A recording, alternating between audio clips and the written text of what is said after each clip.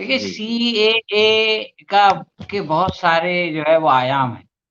उसमें से जो सबसे करीब तरीन राजनीतिक आयाम ये है कि बीजेपी उसके ज़रिए से उन लोगों को जो कि बांग्लादेश से पश्चिम बंगाल में आए हैं, उनको खुश करना चाहती है और चाहती है कि उससे कुछ वोट मिले ताकि वो टीएमसी का मुकाबला कर सके। लेकिन उसका जो एक रिएक्शन है वो आसाम में। आसाम के जो लोग हैं वो सीएए के खिलाफ हैं, वो ये नहीं चाहते कि बांग्लादेश से आए हुए लोगों को जो है यहाँ की सिटीज़नशिप मिले। तो उन्होंने जब ऐलान कर दिया, घोषणा कर दी कि हम इसके खिलाफ आंदोलन करेंगे, तो आपको ये जान के आश्चर्य होगा कि आसाम के जो मुख्यमंत्री हैं, बिस्वा शर्मा, वो बहुत बदज़बान आदमी है।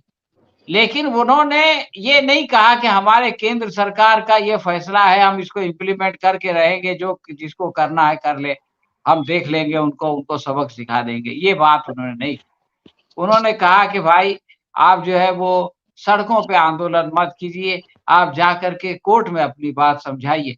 यानी वो जो है अपनी सरकार के खिलाफ अब लोगों से कह रहे हैं कि वो कोर्ट में जा कर के जो है इस फैसले को रुकवाएँ, इसलिए कि उनको पता है कि अगर सीएए के खिलाफ जो तहरीक चलने वाली है, जो आंदोलन चलने वाला है आसाम में, अगर उन्होंने उसको दबाने की और कुचलने की कोशिश की, तो जनता उनको कुचल देगी।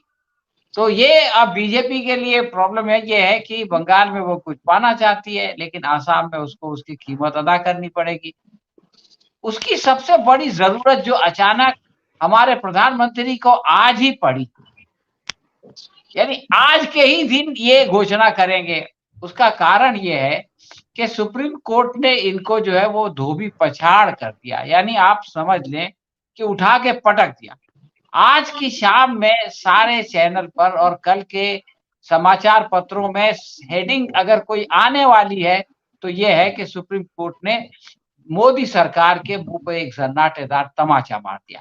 अब उस खबर को हटाने के लिए, उस खबर को मास्क करने के लिए, कवर करने के लिए, उसकी तरफ से ध्यान हटाने के लिए ये सीएए का मुद्दा लेके आ गए कि सारे लोग सीएए की खबरें छापें और वो उसकी तरफ से लोगों का ध्यान हट जाए।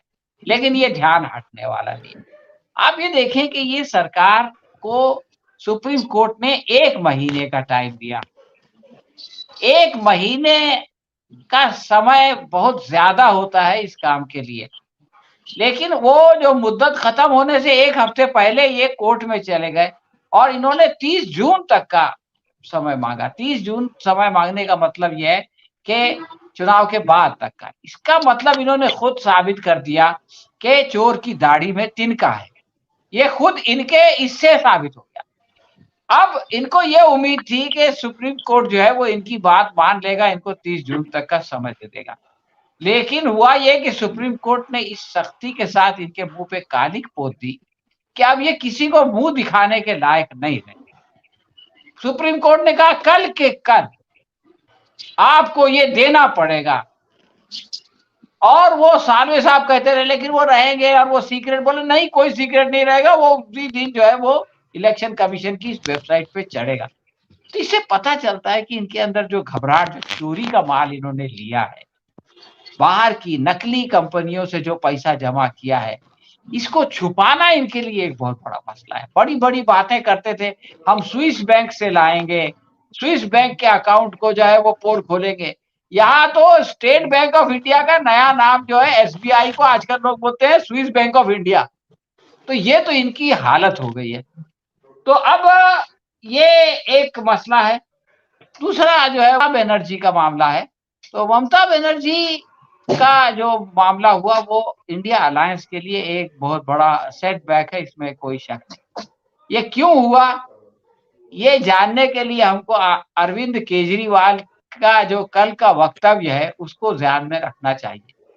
अरविंद केजरीवाल ने ये कहा कि आज के ज़माने में अगर श्री राम भी आ जाएँ तो बीजेपी उनसे ये कहेगी कि या तो हमारे साथ आइए या जेल जाइए।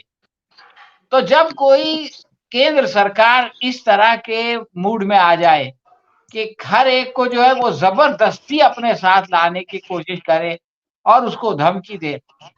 हम जानते हैं कि इस महीने के शुरू में प्रधानमंत्री ने ममता बनर्जी से मुलाकात की थी, उससे पहले ईडी का छापा उनके भतीजे पे पड़ा था। तो इस सब से माहौल बनाया गया और ममता बनर्जी ने यूनिलैटरली जो है वो अपने 42 उम्मीदवारों का घोषणा कर दी, जो मैं ये समझता हूँ कि अलायंस इंडिया अलायंस के लिए एक सेटबैक है। लेकिन एक बात की तरफ मैं आपका ध्यान आकर्षित करना चाहता हूँ, मोदी जी ने संसद में कहा था अपने बारे में यानी उनके खुद के बारे में, एक अकेला सब पे भारी। लेकिन अब ये है कि इनको जो है वो नीतीश कुमार की ज़रूरत पड़ रही है, इनको ममता बनर्जी की इनडायरेक्ट सपोर्ट की ज़रूरत पड़ रही है, इनको नवीन पटनायक की ज़रूरत पड़ रही है, इनको चंद्राबाबू नायडू की ज़रूरत पड़ रही है और उत्तर प्रदेश में भी इन्होंने कई जयंत चौधरी की ज़रूरत पड़ रही है। तो वो जो था कि भाई मैं एक अकेला सब पे भारी पड़ जाऊँगा और सबको हरा दूँगा, तो ये चीज़ तो साहब खत्म हो गई। अब ये है कि ये अकेले-वकेले कोई भारी-वारी नहीं पड़ रहे बल्कि इनको खुद जो है वो बहुत ज़्यादा भारी पड़ रहा है। बिल्कुल। ये राजनीतिक घटनाएँ हैं जिनकी तरफ हमारा ध्यान हमेशा जाता रहता है। लेकिन मैं समझता हूँ कि कुछ सामाजिक जो चीज़ें हैं उनकी तरफ भी हमको बात करना चाहिए। आप देखिए पिछले हफ्ते की जो एक बहुत बड़ी घटना थी, वो कानपुर में घटी। 2 जो है वो बच्चियों के साथ 14 साल की और 16 साल की चचा-सात बहनें थी, 2 भाइयों की बेटियाँ, उनका बलात्कार हुआ और उन दोनों ने फांसी लगाई और आप ये देखें कि वो फांसी के सिलसिले में भी उनको पहले धमकी मिली थी, जिस भट्टे के ठेकेदार रामरूप के बेटे ने और उसके भतीजे ने ये काम किया, उसने धमकी दी थी कि अगर तुमने केस वापस नहीं लिया, तो जो है वो तुम्हारी खैर नहीं। तो उस धमकी को अगर हम सामने रखें तो ये भी हो सकता है कि उन लड़कियों की जो है वो हत्या करके उनको पेड़ से लटकाया गया हो। और आप देखें 6 दिन तक योगी जी कहते हैं कि भाई हमारे यहाँ हम बिल्कुल भी टॉलरेट नहीं करते, फौरन इंसाफ करते हैं। 6 दिन तक उनकी कोई सुनवाई नहीं हुई और आखिर उनके उनमें से एक के पिता ने भी जो है वो आत्महत्या की। और इसी तरह की घटना मध्य प्रदेश मंदसौर में भी हुई, वहाँ पर एक महिला की जो है वो बलात्कार हुआ, उसके शौहर ने, उसके पति ने अपने दोनों बच्चों के साथ आत्महत्या की। तो ये जो हमारे समाज में हो रहा है, ये जो हताशा है, ये जो निराशा है, लोगों को लगता है कि अब इंसाफ की कोई उम्मीद नहीं है एक गरीब आदमी के लिए, एक आम आदमी के लिए। वो सोचता है कि अब ज़िंदा रहना कोई मायना नहीं रखता, वो मर जाता है। और आप ये देखें कि बिल्कुल पुलिस कानपुर के मामले में ये कह रही है कि भाई वो पोस्टमार्टम लेट हो गया, इसलिए पर मौत की वजह नहीं मालूम पड़ी। अब सीरम देखेंगे, टाइम और ये भी एक ने कह दिया कि हो सकता है कि वो ऑनर किलिंग हो। आप सोचें, अगर ये ऑनर किलिंग वाली थियरी पुलिस मान लेती है, तो ये लोग ये कहेंगे कि एक बाप ने बदनामी के डर से अपनी बेटी और अपने भतीजी को मार दिया और फिर बदनामी के डर से जो है उसने आत्महत्या कर ली, फाइल बंद। यानी जिन लोगों ने इतना बड़ा अन्याय किया, उन्होंने वीडियो बनाया, बलात्कार किया, वीडियो बनाया ताकि ब्लैकमेल कर सकें। उनको बचाने के लिए इस तरह से जो है वो पुलिस अगर किसी समाज में काम करने लगे, तो हम सोच सकते हैं कि हम किस विकट परिस्थिति में हैं।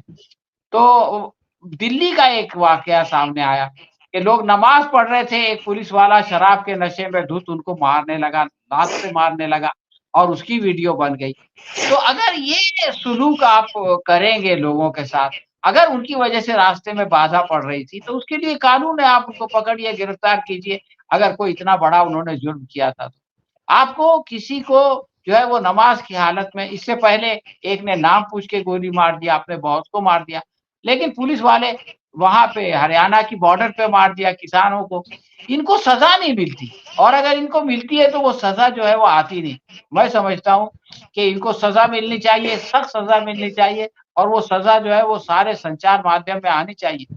ताकि आगे वाला ये सोचे कि अगर मैंने किसी पे अत्याचार किया, मैंने किसी पे अन्याय किया, तो मैं बचूँगा नहीं। आखिर में 1 मिनट में मैं एक बात और कहना चाहता हूँ कि राहुल गांधी की जो यात्रा है, वो अपने आखिरी पड़ाव में है और कल वो गुजरात में थी और कल वो महाराष्ट्र में आएगी।